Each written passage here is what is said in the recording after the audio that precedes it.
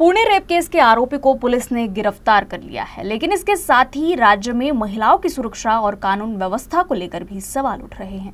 एक और सरकार दावा कर रही है कि आरोपी को कठोर सजा दिलाई जाएगी, तो दूसरी ओर विपक्ष इस पर सरकार को घेर रही है। माननीय मुख्यमंत्री देवेंद्र फडणवीस जी यांनी स्पेशल टास्क फोर्स पुणे आयुक्तालय आणि पुणे ग्रामीण आयुक्तालय यांच्या अधीनस्थ तयार केला होता आणि अशा नराधम आरोपीला शिक्षा झाली पाहिजे याकरता जे काही सरकार म्हणून संपूर्ण पुरावे या प्रकरणाचे पाहिजे असतं त्याकरता पोलीस कारवाई करत आहे।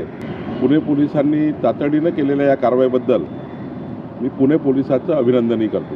निश्चितच पीडितेला न्याय देण्याचा प्रयत्न किंवा न्याय या महाराष्ट्र सरकारच्या माध्यमातून मिळणार आहे। आपल्या महाराष्ट्राचे मुख्यमंत्री व गृहमंत्री यांनी सातत्याने या प्रकरणावर लक्ष देऊन रात्रभर पोलिसांनी शोध घेऊन 3 दिवसात त्या नराधमाला बेड्या ठोकलेल्या आहे आणि निश्चितच या सगळ्या प्रक्रिया करून याच्यात त्या पीडितेला 100% न्याय मिळणार आहे। अतिशय मोठं फेल्युअर राज्य सरकारचं आणि राज्याच्या गृह खात्याचं एक अतिशय मोठं फेल्युअर असं मी समजतो।